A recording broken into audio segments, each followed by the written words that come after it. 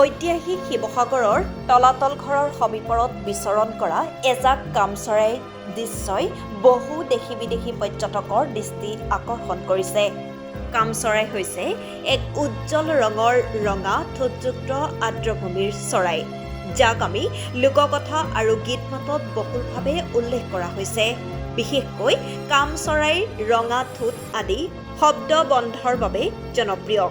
ইয়াৰ উজ্জ্বল নীলা বা বেঙুনীয়া বৰণ আৰু ডাঙৰ ৰঙা ঠোঁটেৰে সহজে চিনাক্ত কৰিব পাৰি আৰু ই জলাশয়ৰ কাষত জাকে জাকে বিচৰণ কৰে। ঐতিহাসিক শিৱসাগৰৰ তলাতল ঘৰৰ সমীপত এতিয়া বহু সংখ্যক কামচৰাই জাকৰ বিচৰণৰ নান্দনিক পৰিৱেশে বহু দেশী বিদেশী পৰ্যটকক দৃষ্টি আকৰ্ষণ কৰিবলৈ সক্ষম হৈছে।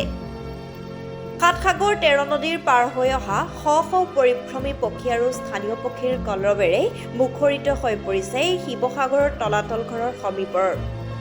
এতিয়া শিৱসাগৰ তলাতল ঘৰৰ সমীপৰ দৃশ্যই উপভোগ কৰিবৰ বাবে আমন্ত্ৰণ জনাইছে দেশী বিদেশী পৰ্যটকক। বৰ্তমান সুদূৰ তেজপুৰৰ পৰা মই আজি আহি উপস্থিত হ'লোঁ ঐতিহাসিক শিৱসাগৰৰ তলাতল ঘৰৰ প্ৰাংগণত। আজি তলাতল ঘৰ প্ৰাংগণত গোটেই সমগ্ৰ পৰিৱেশ চাবলৈ আহোঁতে তলাতল ঘৰৰ যি সমীপত এখন পথাৰ আছে, সেই পথাৰতে বহু কামচৰাই বিচৰণ কৰি থকা দেখা পৰিলক্ষিত হ'ল। মই এই সুযোগতে সমগ্ৰ অসমবাসীক এইটোৱে ক'ব বিচাৰোঁ যে আপোনালোকেও যদি তলাতল ঘৰলৈ আহে, এই সুন্দৰ কামচৰাইৰ যি বিৰল প্ৰজাতিৰ যি কামচৰাইৰ সমগ্ৰ পৰিৱেশ আপোনালোকেও দেখিবলৈ পাব।